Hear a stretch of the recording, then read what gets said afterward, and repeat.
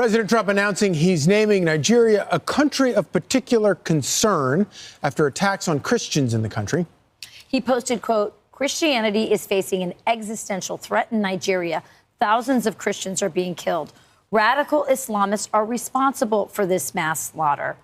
And new this morning, rapper Nicki Minaj also thanking President Trump, quote, "Reading this made me feel a deep sense of gratitude. We live in a country where we can freely worship God. No group should ever be persecuted for practicing their religion. We don't have to share the same beliefs in order for us to respect each other. Numerous countries all around the world are being affected by this horror, and it's dangerous to pretend that we don't notice. Thank you to the president and his team for taking this seriously.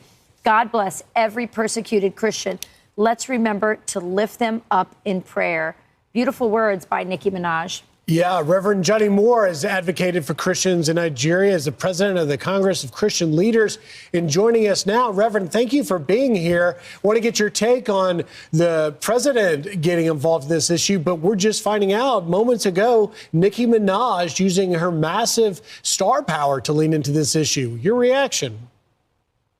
I mean, this is what we prayed for a long time. If you talk to Nigerian Christians or Christians generally in that part of Africa, they all believe themselves to be forgotten people.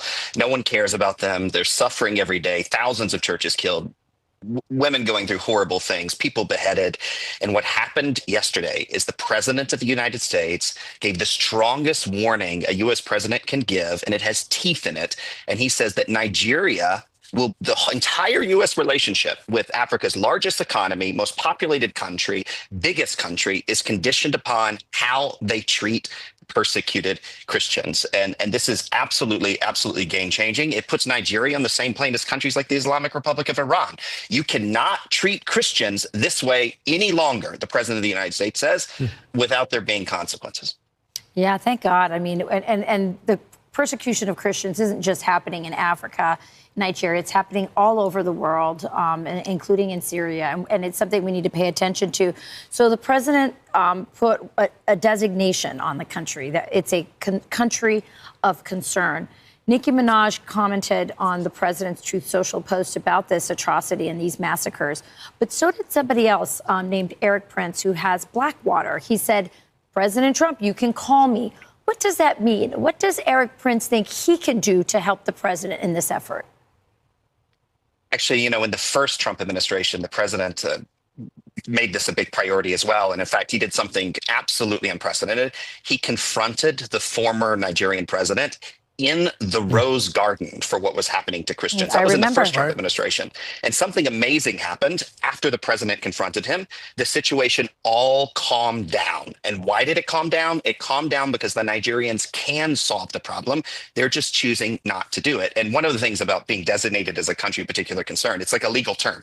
So the next thing that will happen is the president will dispatch some people. He says 2 members of Congress in his Truth Social post, and they should go to Nigeria, create a binding agreement with the Nigerian government, conditioning the entire relationship on how they treat Christians. And this is where they can get help. Like, Nigeria has a choice now. They can run into the arms of our adversaries. They can be defensive, or they can decide to actually solve the problem. And whether it's people like Eric Prince or private organizations or working directly with the U.S. government, the problem can be solved. It must be solved, is what the president is saying. And if it isn't solved, there will be consequences. But make no mistake, it can be solved. And the Nigerian government has chosen not to do it till now. And that is no longer going to be possible. Right. So we have to go in a minute. But, this has been going on for some time. Why do you think it has gone for so long under the radar for a lot of people? I mean, it's a hard question to answer because Christians are persecuted all around the world. They're the most persecuted group in the world. Mm-hmm. But the scale and the sheer atrocity of what's happening in this country and around it is absolutely unprecedented. This is where the most sadistic jihadists in the world go to hunt Christians for sport. And I don't know why the world has been so blind. I mean, I wrote my book on it in 2020. Mm-hmm. Tens and tens of thousands of people have been killed, more people killed here than any other place, for their faith. But that's changing. And it's changing because of President Trump. And President Trump will be known for many things. He'll be known as the most impactful president maybe since George Washington and Abraham Lincoln. He'll be known as 45 and 47 and the 250th anniversary and the peacemaker in chief.